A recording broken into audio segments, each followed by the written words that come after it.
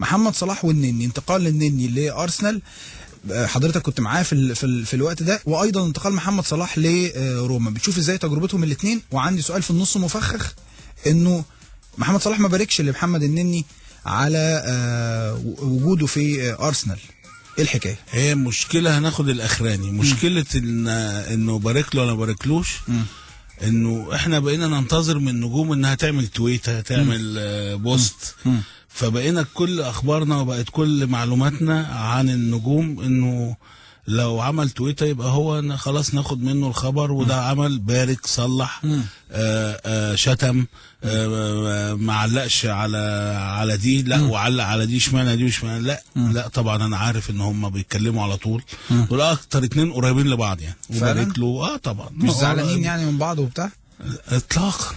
اطلاقا يعني انا بنفيها طبعا جملة وموضوعا وتفصيلا وكل حاجة، لان انا عارف انا على اتصال على طول بالاتنين هنا وهنا، هم وكوكا وكل الناس اللي بره، يعني على اساس انه في تواصل بيننا يعني. ف صعب جدا انت بتقوله، يعني انا ما صدقوش، ولانه ما حصلش.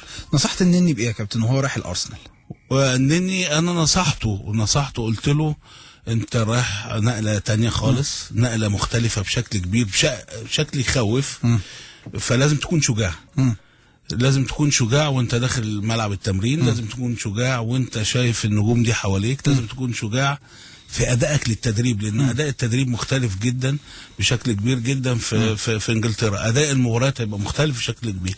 فانا قلت له انت النهارده واقف على ارض صلبه، الناس جايباك عن اقتناع، متابعه سنه كامله من فريق السكاوتنج بتاع ارسنال، فانت رايح على ارض صلبه، الناس بترغب فيك، حصل مشاكل في النص في انتقال الصفقه، صمموا انها يخلصوها، فبصراحه هو يعني اتكلم معايا عن الرهبه دي، وما خدتش منه تمرينه واحده، ما خدتش، بدليل انت شفت المباراه الاولى اللي لعبها بيردلي امام بيردلي، تحس انه متحرر من الخوف، متحرر، عنده شجاعه، الناس قالت كده وعلقت كده يعني. واقف على رجله، واقف عشان تقف على رجلك في الدوري الانجليزي لازم يبقى عندك الحاجات اللي انا بقول لك عليها، لازم تبقى عندك شجاعه، لازم تبقى فت كويس قوي، عندك ثقه في نفسك، عشان تقدر مردودك ما يكونش فيه اللي بيلقلق واللي بيتهته في الدوري الانجليزي بيداس عليه، ما حدش بيستناه، محدش يستناه.